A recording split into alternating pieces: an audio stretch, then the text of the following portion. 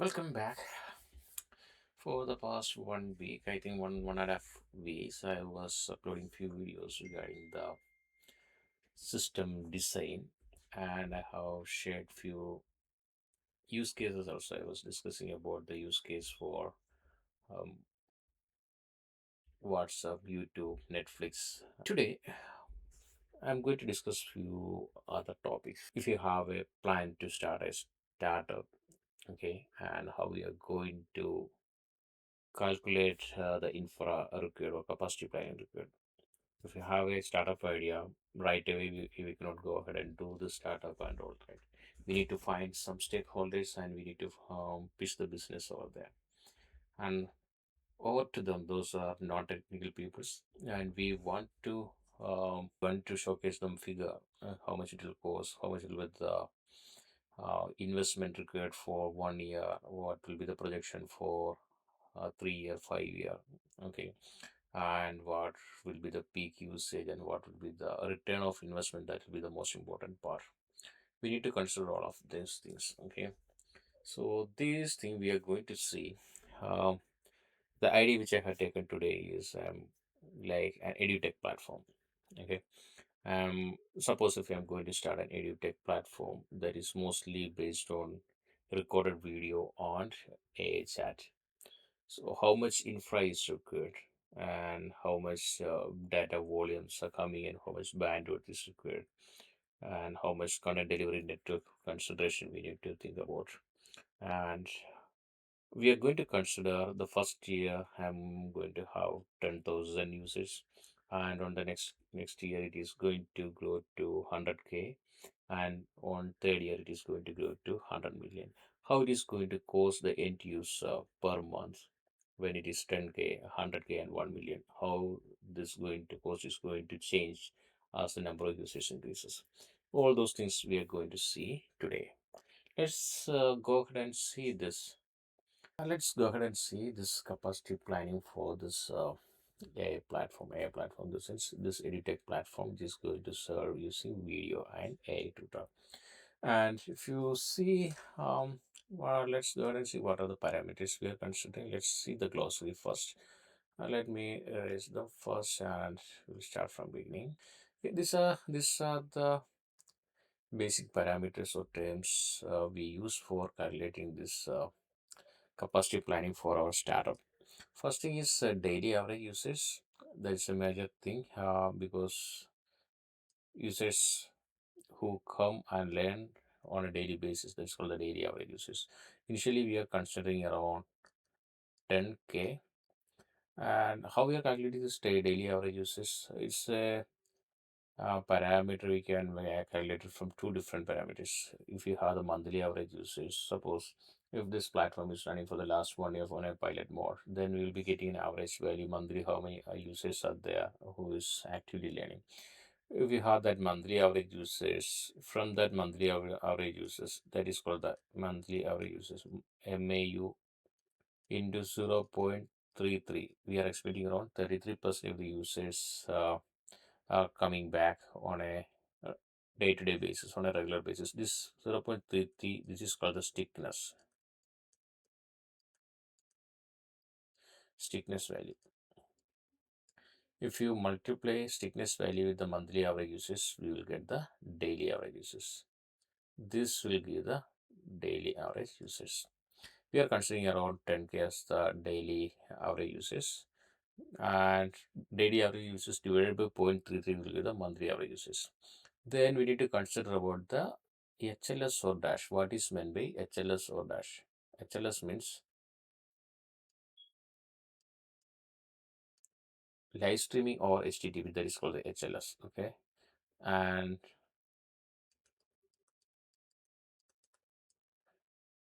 dynamic adaptive streaming or HTTP is called the dash. Let's go ahead and see what are they and what is the difference between them. Okay, dynamic adaptive streaming or HTTP. Okay, HLS is HTTP live streaming, which it is called the HLS. Okay, why it is like this? I don't want to erase. Want to write.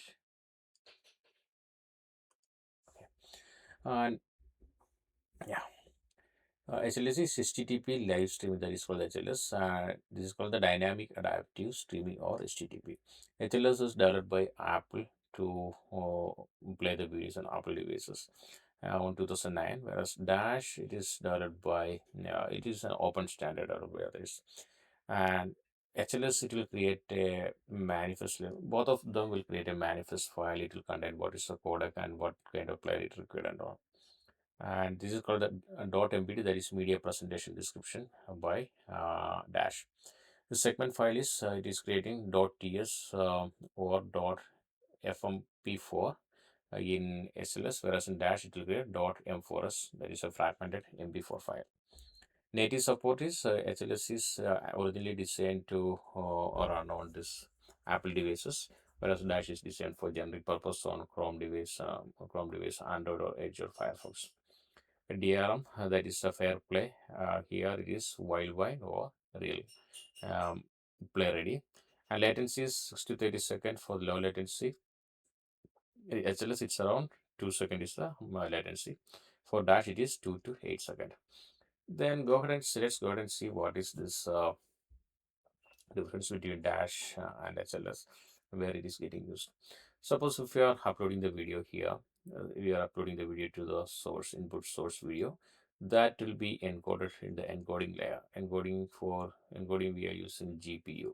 Okay, GPU, using GPU will be sorry, will be encoding the videos into different format. Either it can be Ultra HD, UHD. We can use for 75 inch TV and all for Ultra HD. That is, bitrate is 25 MB per second. That is a bitrate. In 1080 pixel, that is a high definition. That is 8 MB per second is the bitrate. And we need to consider about the normal play devices and all, that will be using around 720 pixel is the normal uh, normal playback devices like any laptop or any other devices, and the bitrate is 4 Mbps. And we need to consider about the people which is coming into that lower end, that is lower end means, suppose if you are traveling, you are playing this video in any mobile devices or something, that time we'll be able to access only LTE network or variable bandwidth ratio, or LTE or varying bandwidths. Because while we're traveling, we cannot expect everywhere we are getting the steady internet. At that time, it may switch from LTE, LTE to 4 or 3G kind of thing, or 5G to 4G, 4G to 3G. That depend upon the amount of bandwidth we have access to. Based on that, we'll be having low resolution. So whenever we have getting a video, this encoding layer will convert those video into different format. Ultra high resolution, medium resolution, and low resolution. Then it will be uh, given to HLS or Dash. What this HLS or Dash protocol will do? Okay, um, this video is not going to download into your local device and play all together. It will be converting into small files of 2048 KB or 2 MB file. Okay, that is, each 6 to 10 second video will be downloaded by fragment, okay, 2 MB. It is 6 to 10 seconds. Once this 6 to 10 second is played, immediately, sequentially, the next file will be downloaded here, next file will be downloaded, next file will be downloaded. It's not all the complete video will be, if it is around 90 minutes video, it is not going to download all together. It is 2 MB file chunk will be downloaded each time. That is 6 to 10 second video will be downloaded. How it is deciding to which format it has to download and all, this HLS and Dash, they're creating a manifest file. If it is HLS, that is M3U8 manifest file, or if it is Dash, it is .mpd file. It is having all the bitrate details and which codec and all. Based on that, it will monitor the speed and all. Based on that, it will be given to this adaptive bitrate player or ABR player. Based on this in manifest file and the device bandwidth availability from the CDN, the corresponding bandwidth file will be downloaded and played by the ABR player. Suppose if it is a low bandwidth area or traveling or something, it will download 480 pixel or 360 pixel.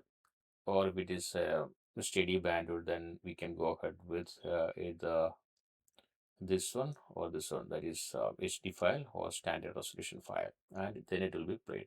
And also that based upon which device we are using. If we are using the Apple device, then it will go for the HLS format, or if it is a normal other device, it will go for the dash format. That depends upon which player we are using.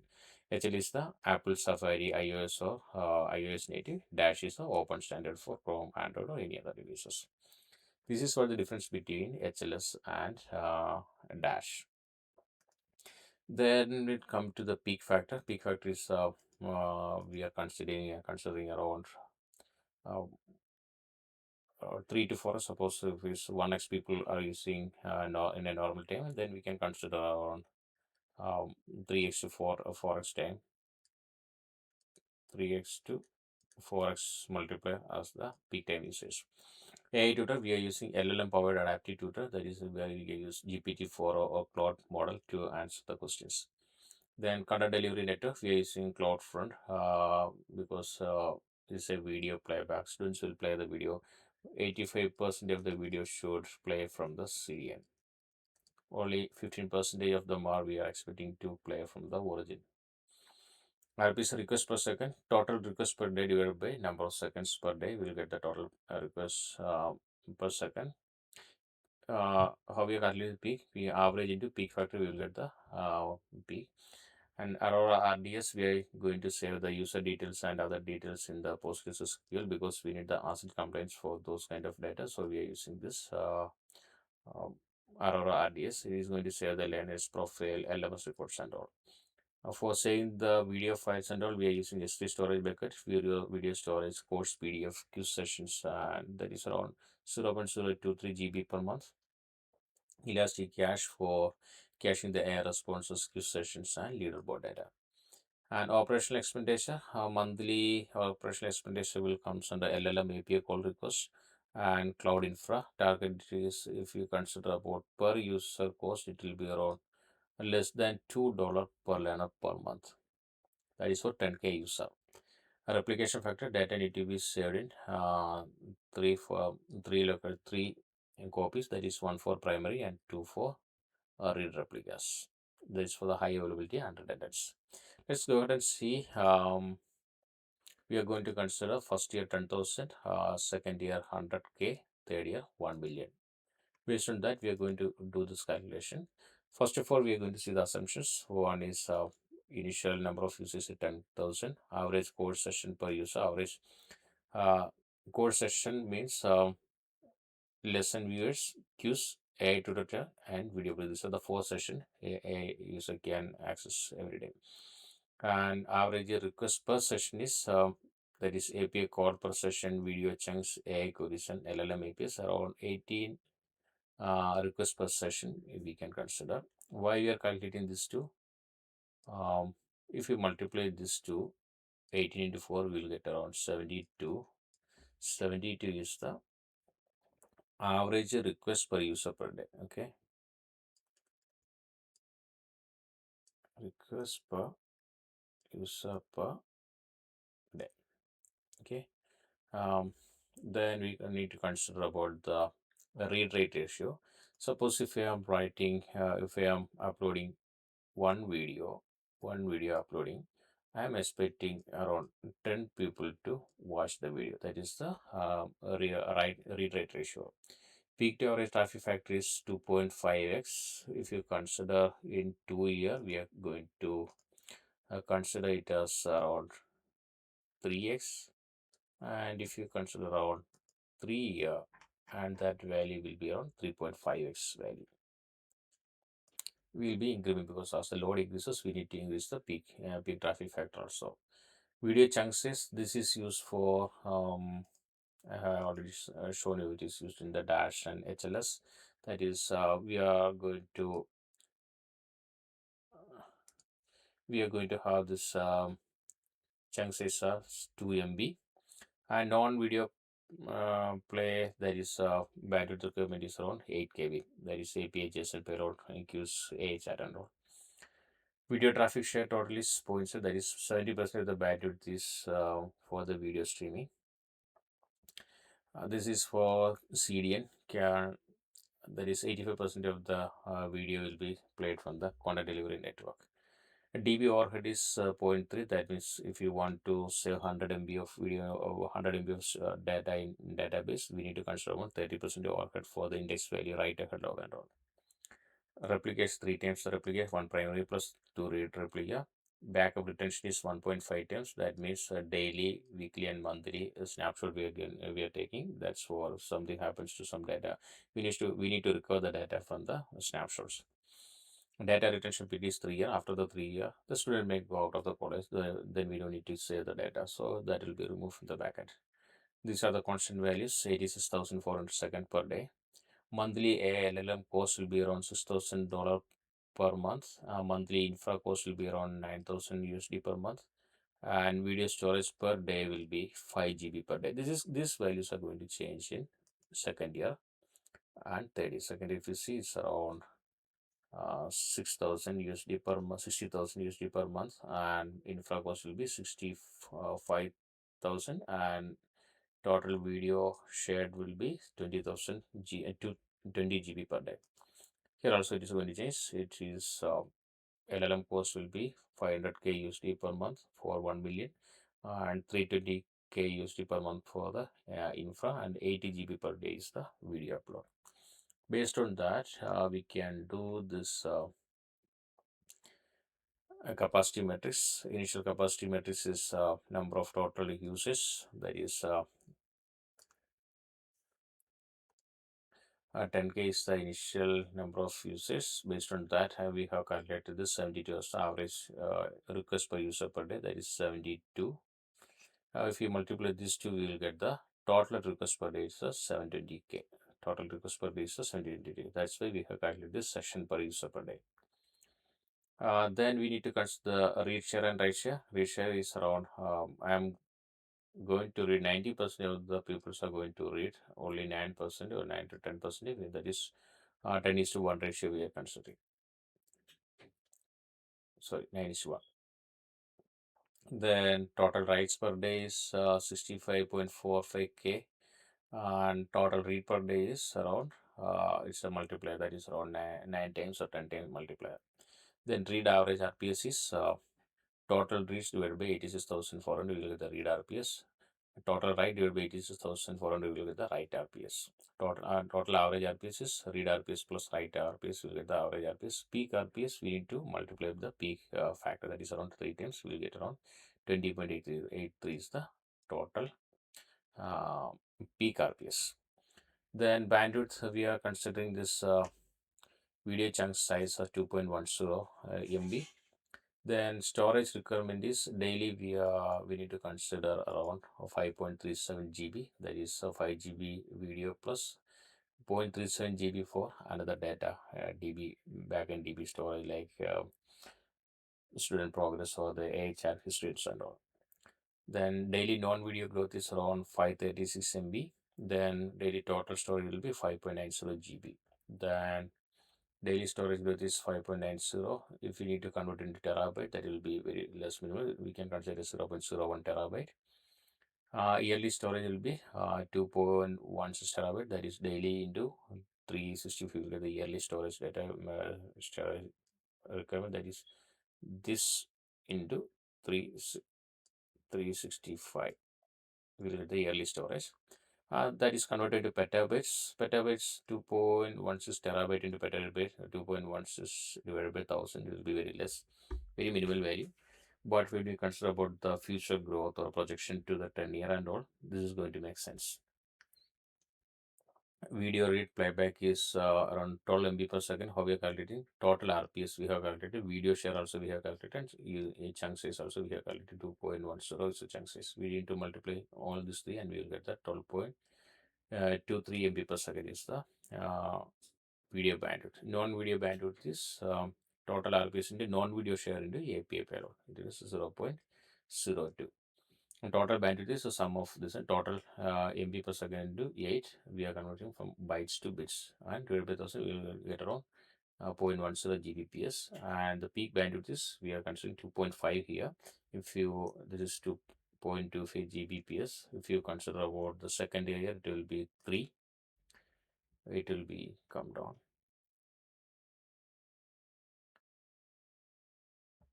Yeah, 2.9422, almost 3 Gbps is the requirement. 3 Gbps. If you see here in first year, it is around 0.25 Gbps. Peak bandwidth is when it comes come to this one, it's around 2.9442 Gbps, because we are considering from 10K to 100K. 3 year, it will be 34.33 Gbps. We need to consider about 1 million users.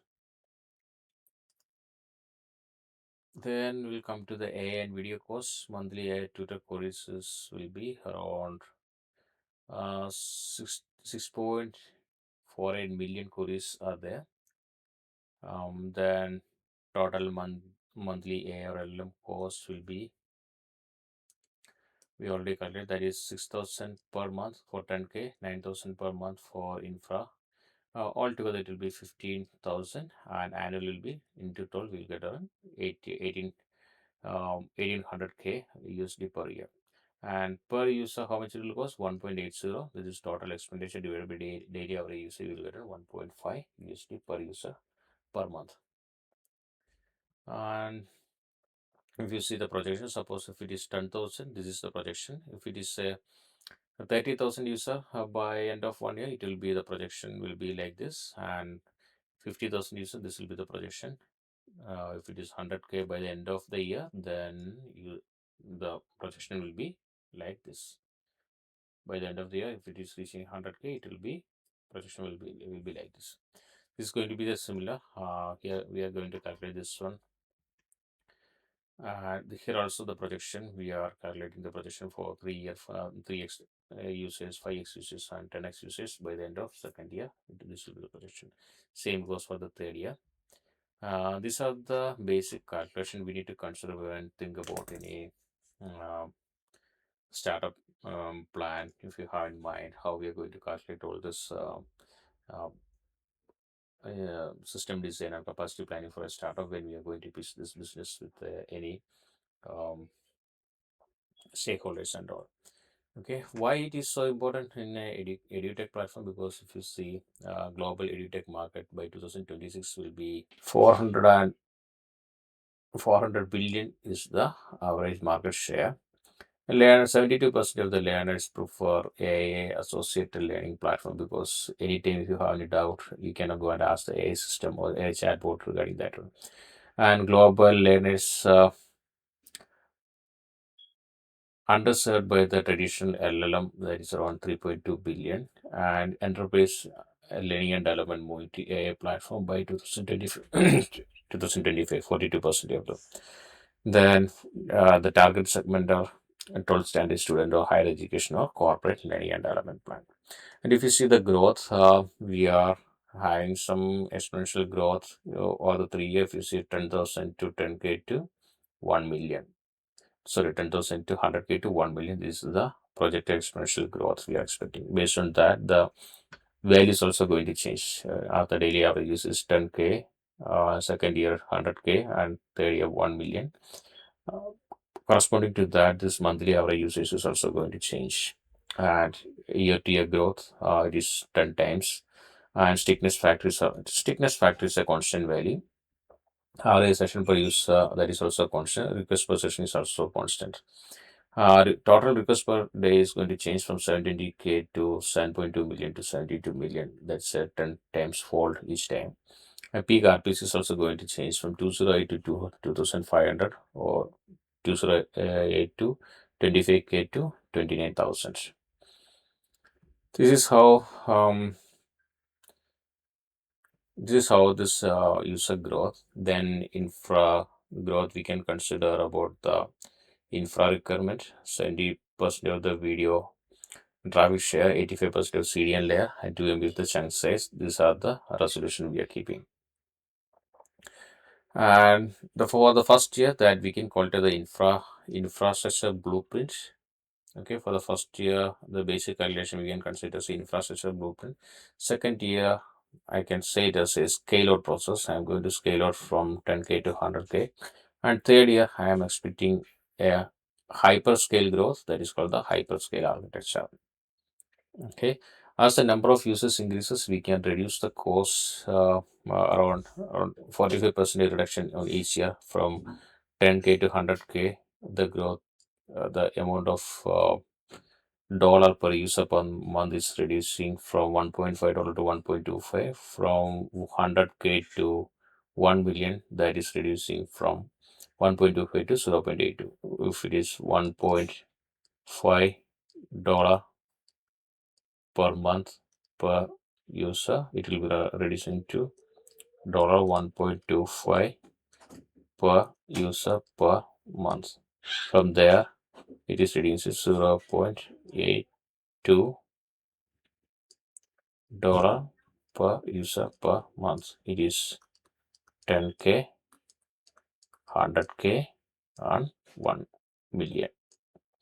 As the number of users increases, the cost per user reduces. That is how it is. And this is the 3-year capacity summary. You can see this RPC is changing from 208 to 2500 and 29K, like that. The DB requirement is also increasing. As the user increases, DB also increasing. DB size is also increasing. We need to consider the DB from 8 TB to 114 TB and then to 1200 TB. Bandwidth 1.2 Gbps to 12 Gbps, then 420 Gbps is increasing tremendously. Compute is 2 to 4 ECS instance will handle initially, but when it comes to the second year, we need to consider ECS Fargate, and third year we need to think about auto scaling using Kubernetes. Monthly expenditure is 15K per month initially, then it will go to 125K per month on second year, and 1 million for 1 million user, 820K per month or the year. So this is what about this capacity planning of any startup kind of thing. In the next video, I'm going to discuss about an interesting topic, that is how we are going to leverage AI system to do this kind of capacity planning. You have seen already what are the kind of Excel sheet I am using for doing this capacity planning. I am using some LLM prompt to generate this kind of Excel sheet and generating this kind of reports. I'm going to show you what prompt I am using, how it is getting generated, and how can we use those templates. We cannot blindly believe what the AI system is going to give. We need to go ahead and study those values before presenting to everyone, and then we need to correct the values accordingly. I'm going to take a simple example and going to show you what and how we can generate this Excel sheet and all. I'll be sharing the GitHub repo where with this prompt and Excel sheet will be available.